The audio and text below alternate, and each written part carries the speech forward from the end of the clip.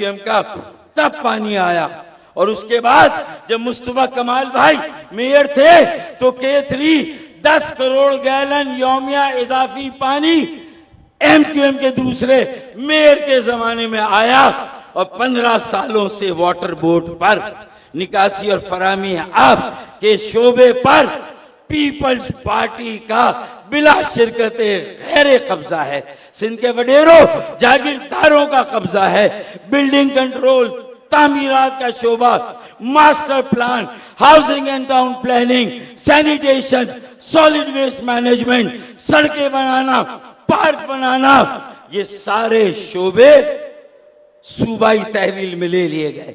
آئین کی صریحاً خلاف ورزی کرتے ہوئے لے لیے گئے. لیکن اس کے باوجود نہ وزیر اعلیٰ ہاؤس سے نکاسی آب کا بندوبست ہوا، ابلتے گٹر بند ہوئے، نہ بجلی کی لوڈ شیڈنگ، اور اب اس پہ سونے پہ سہاگا گیس کی لوڈ شیڈنگ نے جس طرح میری بہنوں اور بیٹیوں کو، میری ماؤں کو گھروں میں اور باورچی خانے میں ان کی زندگیاں اجیرن کی ہیں.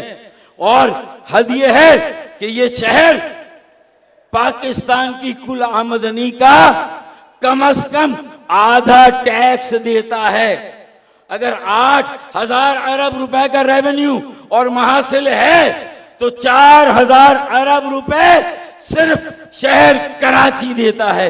یہاں کے صنعتکار، یہاں کے تاجر، یہاں کے تنخواہ دار طبقہ، یہاں کے مزدور، یہاں کے ملازمین وہ 4,000 ارب کا ٹیکس دیتے ہیں.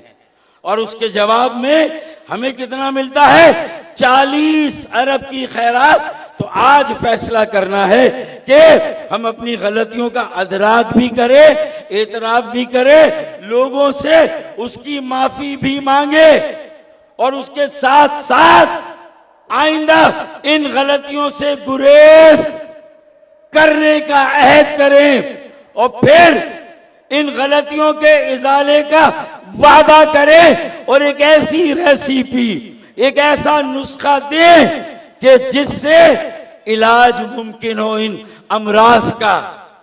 جو یہ قدیم امراض ہیں، جو یہ دیرینہ امراض ہیں، ان کے علاج کے لیے اب وقت ہے، اب موقع ہے. اپنے نوجوانوں، بیٹے بیٹیوں کو ہمیں انہیں در در کی ٹھوکریں کھاتے ہوئے ہم کب تک دیکھیں؟ کب تک وہ ڈگریاں لے لے کر کبھی ادھر کبھی ادھر جائیں؟ ارے ہم